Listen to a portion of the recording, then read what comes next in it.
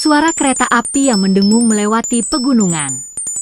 Di dalam gerbong, Kaito duduk dengan wajah lelah, memegang koper kecil. Di depannya, peta lembah ekoestik terbuka. Akhirnya, tempat yang benar-benar berbeda dari kota. Megatherium Kaito Haruka. Apa hanya diriku yang memiliki nama yang kaku dan selalu dianggap tidak pas di mana-mana? Gumam Kaito sambil melihat pemandangan pegunungan yang menjulang dari jendela. Sejak beberapa bulan terakhir, Kaito selalu mendengar komentar yang sama dari teman dan rekan kerja.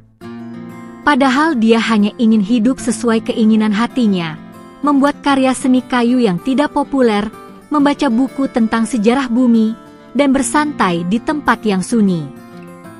Setelah tiba di stasiun terdekat, Kaito naik nanobus selama setengah jam ke penginapan Clawin. Penginapannya adalah rumah kayu kecil yang diurus oleh nenek yang ramah bernama Ouba Sato. Selamat datang, Megatherium Haruka. Kamu mau liburan? Tak biasanya kamu datang ke tempat yang ada pemandian air panas di belakang rumah dan dipercaya bisa menyembuhkan semua penyakit. Kaito mengucapkan terima kasih dan langsung masuk ke kamarnya. Malam itu, dia pergi ke pemandian air panas yang berada di belakang rumahnya nenek. Udara sejuk menyentuh wajahnya, dan uap air panas naik ke langit yang bercahaya bintang. Hari pertama, biasa saja, akan tetapi aku tidak mengetahui kejadian seperti apa yang akan kualami setelah ini. Akankah kesialan dan ketidakberuntungan akan selalu menimpaku di setiap saat? Rasanya aku ingin ada yang bisa memahami atau lebih baik ada yang senasib denganku. Tapi ini rasanya nyaman dan tenang. Sangat tenang. Pikirnya sambil merendam badannya yang lelah. Hari-hari berikutnya berjalan dengan damai dan tenang. Kaito hanya mengunjungi pemandian, membantu neneknya, berjalan-jalan di hutan, dan membuat patung kayu dari cabang yang terjatuh. Dan pada malam harinya, dia melihat semak di sisi belakang pemandian yang tampak berbeda, seolah ada celah di antaranya. Pagi-pagi setelah dia menginap selama 12 hari, dia memutuskan untuk memeriksanya. Dia mendorong semak-semak itu dan menemukan lorong sempit yang tertutup dedaunan. Setelah berjalan sekitar 5 menit, lorong itu terbuka ke ruang terbuka kecil yang indah. Pemandian air panas yang lebih jernih, dikelilingi pohon-pohon tua, dan bunga-bunga yang dia tidak pernah lihat sebelumnya. Apa itu? Wah, ini tempat tersembunyi. Aku belum pernah melihatnya, lagi pula. Nenek tak pernah memberitahukanku ada tempat seperti ini selama aku menginap di tempat ini. Apa aku yang jarang memeriksanya secara menyeluruh? Tiba-tiba, suara perempuan terdengar dari balik batu. Siapa yang ada di situ? Kaito memalingkan wajah dan melihat seorang perempuan dengan rambut pirang muda yang panjang. Dia berdiri sambil mengerutkan dahinya, yang keheranan melihat dirinya dengan wajah emosi. Maaf, aku tidak sengaja menemukan tempat ini. Ucap Kaito dengan malu dan sedikit terkejut. Tidak masalah. Ini tempat yang jarang diketahui sih. Ujar perempuan itu sambil tersenyum. Perkenalkan, nama aku, Archaeopteris Akira Yuki. Panggil saja Akira. Archaeopteris? Itu tumbuhan zaman purba kan? Tanya Kaito. Belum melanjutkan kalimat ucapnya, tiba-tiba terdengar suara memanggil. Akira, kamu di mana? Kita Kita mau mau makan. makan.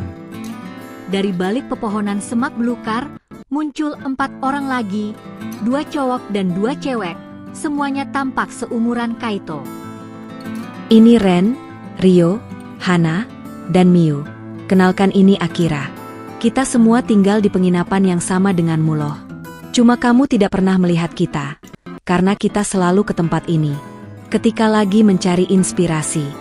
Perkenalkan aku Ryo. Glyptodon Ryo Sato, senang bertemu denganmu. Teridos Permina Miu Nakamura, panggil saja aku Miu. Senang bertemu denganmu. Smilodon Ren Kuroda panggil saya Ren. Dan aku Hana, Zamiya Hana Tanaka. Selama makan bersama di penginapan, mereka mulai berbagi cerita.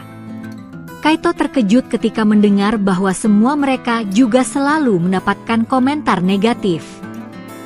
Jadi Megatherium Kaito umurnya 26 tahun? Wah, sama kita semua. Teriak Miu dengan senyum ceria.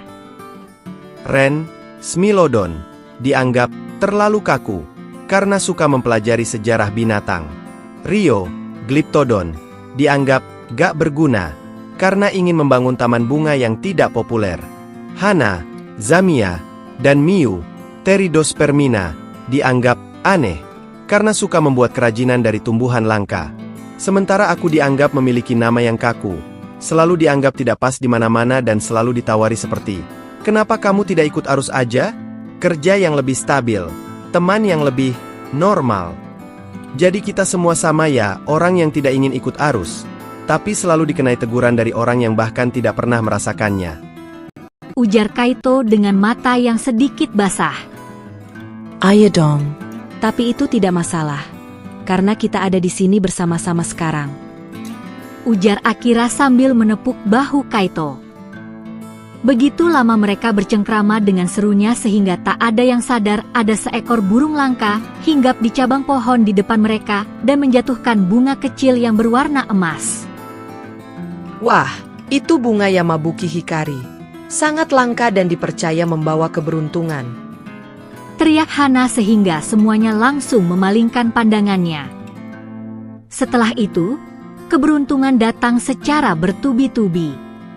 Mereka ikut lomba masakan lokal dan menang juara pertama, dengan masakan yang dibuat dari tumbuhan lokal yang mereka temukan, mendapatkan voucher liburan lagi ke lembah lain, tak sengaja menemukan patung kuno berharga yang telah lama hilang di sekitar pemandian, dan bahkan mendapatkan voucher liburan lagi ke lembah lain. Hari-hari dihabiskan dengan penuh kebahagiaan. Mereka menghabiskan waktu di lorong tersembunyi itu, berenang di pemandian, berbicara tentang impian masa depan, dan membuat kenangan yang indah. Kaito bahkan membuat patung kayu untuk setiap orang, dengan bentuk hewan atau tumbuhan zaman purba yang sesuai dengan nama mereka. Namun, keesokan pagi harinya, Pagi ini benar-benar ada sesuatu yang berbeda. Aneh sekali. Ini seperti keberuntungan yang tak disengaja. Masa bisa menemukan orang-orang yang memiliki nasibnya seperti ini? Kembali ke keseharian, tapi lebih kuat. Lorong tersembunyi dan teman baru bahkan dimulai dari awal perjalanan yang berbeda. Benar-benar seperti ada sesuatu yang disengaja. Memang aku tidak sendirian lagi. Tapi, ini benar-benar hari yang berbeda. Atau lebih tepatnya, apakah ini mimpi atau hanya sekedar dunia ilusi? gumam Kaito yang sedang menuju pemandian di belakang penginapan. Keberuntungan itu memang tidak abadi ya. Ujar Ren sambil duduk berendam di tepi pemandian. Tapi, apa yang kita dapatkan? Bukan cuma keberuntungan. Kita menemukan teman yang mengerti kita. Itu lebih berharga dari apa saja. Akankah kita akan bertemu dan berjumpa lagi di sini? Dan bukan hanya sekedar bertegur sapa saja ya? Atau melupakan kejadian yang sangat berharga ini? Tentu. Dan kita akan membuktikan bahwa menjadi diri sendiri itu bukan berarti gak berguna. Kita mungkin tak akan bertemu seperti pada kesempatan langka pada kali ini. Akan tetapi ingatlah ini. Sekalipun kita berpisah dan memiliki kesibukan masing-masing, nasib memang bisa diubah, akan tetapi ini mungkin bisa dinamakan takdir tak disengaja. Maksudnya pertemuan kali ini adalah kesempatan langka dan akan selamanya seperti ini. Dan tak akan terulang kembali jikalau kita tak saling memahami dan saling mengerti. Jawab Hana dan Miu dengan tegas dan sedikit meneteskan air mata. Keberuntungan mulai mereda. Burung langka tidak lagi hinggap, lomba lain tidak ada, dan cuaca mulai mendung. Mereka kembali melakukan kegiatan biasa, berjalan-jalan sendirian, membaca buku, atau bersantai di pemandian utama. Hari terakhir liburan. Semua 6 orang berkumpul di tempat tersembunyi untuk yang terakhir kalinya. Mereka memegang patung kayu yang dibuat Kaito dan berjanji. Setelah itu, mereka berpisah dan kembali ke penginapan untuk mengambil barang-barang. Saat Kaito naik kereta api pulang ke kota, dia melihat pemandangan lembah pegunungan ekoestik yang semakin jauh. Hatinya penuh dengan kebahagiaan dan semangat baru. Tempat yang berbeda dan teman-teman yang berbeda. Aku tidak akan lupa hari-hari karena kami janji sejati yang asli. Jadi kalian semua mau kembali ke tempat masing-masing? Wah, sayang sekali. Kulihat kalian semua memiliki kecocokan selain dari tampilan dan kemiripan dari cara kalian semua berpikir. Ya sudah kalau begitu. Kalau kalian mempunyai masalah silahkan hubungi nenek saja. Atau kau mau bertukar nomor telepon dan saling menghubungi satu sama lain? Lagi pula, kenapa tidak tinggal di sini saja untuk selamanya? Canda si nenek, dan disambut gelak tawa semuanya. Tak usah dan terima kasih. Meskipun kami memiliki satu nasib, tidak, lebih tepatnya memiliki takdir yang sama, entah benar atau tidak. Tapi kami semua memiliki cita-cita, mimpi, harapan yang harus diwujudkan. Dan kesempatan itu bisa dibilang, mulai dari kesempatan emas hingga kesempatan langka, kita semua akan bertemu di tempat yang sama. Jadi Anda tak usah khawatir. Karena jikalau kita tidak berhasil mendapatkan orang-orang yang memiliki takdir dan nasibnya seperti kita ini, setidaknya pasti kita semua akan kembali ke tempat dengan kondisi apa dan bagaimana, karena tak ada yang hari dan kejadian esok hari dan seterusnya. Ya sudah, nenek hanya ingin mengatakan satu hal. Kalau kalian memahaminya, kejadian kalian ini sepertinya bukan karena takdir, tapi lebih mirip melihat salah satu klip dari acara kartun di dunia nyata. Bingung? Maksud nenek, kalian berempat bertemu kau berdua di pemandian. Dan kau, no Kokiro. Kau masuk ke pemandian campuran dan menegur Kaito. Itu mengingatkanku pada salah satu klip dari acara kartun yang pernah nenek tengok. Ya kalau kalian maunya seperti itu, ya silahkan. Tapi selalu ingat, janji adalah janji dan jangan mengingkari atau mengkhianati apalagi melupakan seluruh kejadian semua ini. Baiklah Nek, akan kami ingat nasihatnya.